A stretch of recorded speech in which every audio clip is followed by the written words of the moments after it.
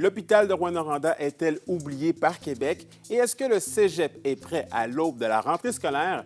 Voilà les questions qu'on s'est posées pour vous.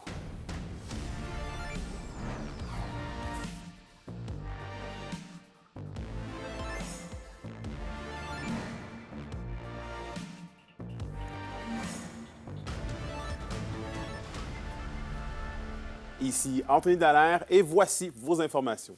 On débute le bulletin dans le monde de la santé puisque des médecins craignent des retards dans les travaux de reconstruction de l'hôpital de Rouyn-Noranda, des retards qui causent toujours l'interruption de certains services. Et Olivier, il presse les autorités locales d'agir là. Oui, absolument. C'est à la suite d'une lettre parue dans Le Devoir qu'une trentaine de médecins sonnent l'alarme. C'est que depuis l'incendie qui s'est déclenché le mois dernier à l'hôpital de Rouyn-Noranda, il y a plusieurs services qui sont actuellement impossibles à donner. Il y a notamment la néonatalité qui est impossible et il y a plusieurs femmes, là, on parle d'une trentaine, qui doivent aller accoucher à l'extérieur de Rouyn-Noranda, soit à plus de 100 km de la ville. On parle également là, que le centre qui normalement donne des soins aux enfants qui naissent prématurément ne peuvent être effectués. Et c'est le centre régional et on ne peut pas le faire, donc on doit transférer ces patients-là du côté de grands centres. C'est également la même chose pour ce qui est des opérations, alors qu'à l'heure actuelle, on ne peut pas en donner, sauf si c'est urgent. Et on doit également transférer les patients dans des grands centres. Il y a des patients actuellement qui annulent leur chirurgie pour ne pas se faire transférer et ça l'amène bien évidemment à de vives inquiétudes. J'ai questionné le député de Rouyn-Noranda-Témiscamingue ce matin, Daniel Bernard, à ce sujet. Je vous laisse l'écouter. Est-ce qu'il y a encore des études faites par la compagnie d'assurance d'un côté qui doivent être terminées avant d'entreprendre certains travaux. Et comme Mme Roy m'a rassuré, entre autres, que d'ici quelques semaines, au niveau des opérations, ce ne serait pas les chirurgies, peut-être pas revenues à totalité, mais plusieurs vont pouvoir être réinstaurées. Il y a également la ville de Rouyn-Noranda qui, elle, a été mise au courant du dossier. Elle affirme qu'elle va relancer le CIS régional à ce sujet, elle qui assure un suivi depuis le début là, de ce qui se passe à l'hôpital de Rouyn-Noranda. Pour le maire suppléant Sébastien Côté, il espère là, que la ville soit en mesure de retrouver les services de qualité qu'elle avait avant l'incendie. Et pour lui, l'argent ne doit pas être une question pour ne pas reconstruire le deuxième étage.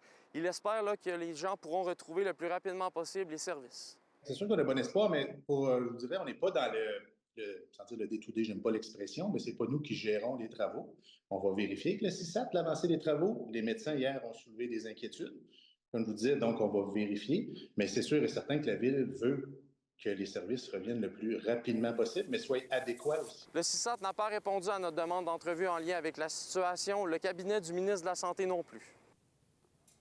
Et en éducation maintenant, c'est dans quelques jours que les étudiants du cégep de l'Abitibi-Témiscamingue débuteront leur nouvelle rentrée scolaire et les défis sont grands pour l'organisation qui en est au dernier préparatif.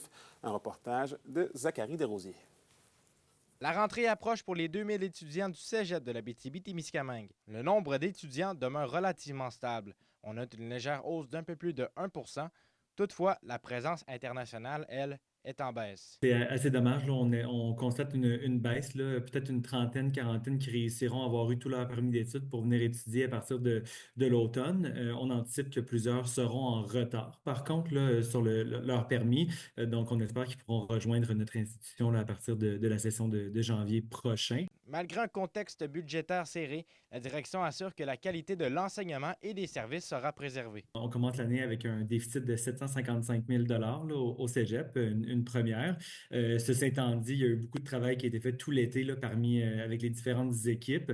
Puis moi, je suis très fier là, du travail qui est accompli. Les étudiants peuvent s'attendre à une rentrée qui est aussi bonne, aussi grandiose qu'à l'habitude.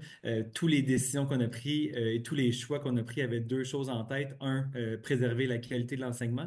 Puis deux, préserver également la qualité des services offerts aux étudiants. Comme ailleurs au Québec, les infrastructures sont vieillissantes. Les travaux de rénovation sont planifiés, mais les besoins demeurent importants. On fera certainement des demandes là, au niveau du ministère de l'Enseignement supérieur là, pour certains travaux de rénovation dans les prochaines années. Mais évidemment, on a encore des toitures à réparer, des murs, tout ce qui est infrastructure, des trucs à rénover dans les résidences. On a une très longue liste de choses qu'on devra éventuellement rattraper, effectivement. Une nouveauté s'installera au cégep cette année, l'encadrement de l'intelligence artificielle. Un guide conseil vient d'ailleurs d'être envoyé par le ministère de l'Enseignement supérieur pour cet outil. Pour nous, c'est une approche qui est assez simple, là. C'est ni l'interdire ni la laisser aller. Ce qu'on veut faire, c'est l'encadrer pour en faire un outil constructif puis utile à nos étudiants puis à notre corps enseignant également. La première journée des cours est prévue lundi prochain pour tous les campus du Cégep. Zachary Desrosiers, RNC Nouvelles, à Val-d'Or. Restons dans le domaine des études supérieures puisque de nouvelles formations collégiales pour techniciens en salle de contrôle minière sera offerte dès l'automne 2026 au Cégep de l'Abitibi-Témiscamingue. Élaboré par l'Institut national des mines, ce programme viendra atténuer un besoin de main-d'œuvre important à ce poste dans l'industrie minière. Le reportage de William Maillet. Une première dans les cégeps de la province, cette attestation d'études collégiales pour techniciens en salle de contrôle permettra aux mines de la région de compter sur des employés formés à ce poste. Il n'y a pas de formation qui existait, donc c'est de la formation à la va comme je te pousse, si on peut. On essaie de former nos gens, s'améliorer. Donc là, on va avoir un principe de base derrière qui va structurer un peu les futurs postes. Outre le cégep de l'Abitibi-Témiscamingue, ceux de Thetford et de Sept-Îles offriront également le programme à une cohorte d'étudiants dès l'automne 2026. On est un grand joueur. Hein? Il y a 3 cégeps au Québec qui offrent des programmes de technologie minérale. On était un d'entre eux, puis développer celui-là avec une région qui est effectivement une région minière, une région ressources, bien, ça allait de soi de le faire. Il y a quelques années, on le disait, on forme des gens aujourd'hui pour des métiers qui n'existent pas encore, mais là, on est là. Donc, le secteur minier avait un besoin criant de techniciens en salle de contrôle formés. À la mine La Ronde, avoir ces techniciens avec une formation complète permettra de mieux exploiter les données de leur centre intégré des opérations où sont situées les salles de contrôle. Notre centre intégré des opérations, c'est de la donnée qu'on a qui meurt, qu'on utilise, qu'on veut utiliser. Donc, le centre est là pour ça, pour vraiment mettre en valeur nos données. Puis, si nos données peuvent aider nos confrères, bien, c'est un gros gain pour nous. D'une durée de quelques centaines d'heures, la formation comprendra des stages et sa conception est sur le point de débuter. C'est presque déjà démarré. On crée la formation.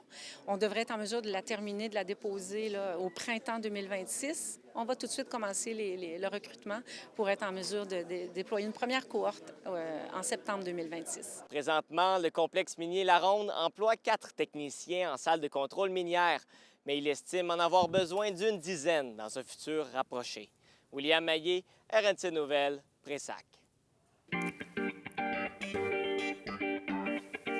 Et au culturel, une nouvelle et imposante statue de bronze de 20 pieds de haut fera son apparition à Rouyn-Noranda. C'est l'œuvre de Karine Berthiaume, une artiste de la région, qui sera inaugurée ce samedi. On vous en parlait la semaine dernière de cette statue qui serait installée à même le lac Ossiko et qui se greffera à la plateforme installée devant l'esplanade. C'est donc à 16h ce samedi qu'une cérémonie sera organisée pour présenter l'œuvre de Karine Berthiaume.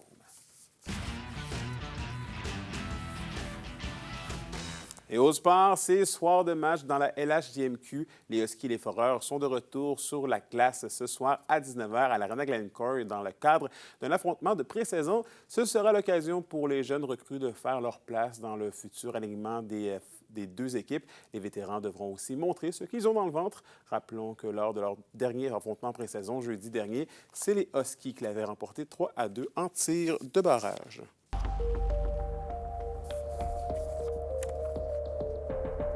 Et à la météo de l'Abitibi-Témiscamingue pour ce soir et cette nuit, c'est généralement nuageux avec 30 % de probabilité d'averse pour tous les secteurs. Les minimums seront de 11 degrés Celsius. Pour la journée de demain, on prévoit une alternance de soleil et de nuages avec des risques de pluie par endroits. Les maximums oscilleront entre 24 et 25 degrés Celsius. Et finalement, en aperçu pour jeudi, c'est du soleil avec des maximums de 26 degrés Celsius. Et voilà, c'était vos informations régionales. Merci encore une fois d'avoir été des nôtres. Nous, on se dit bien évidemment à demain pour la suite des choses. D'ici là, prenez soin de vous.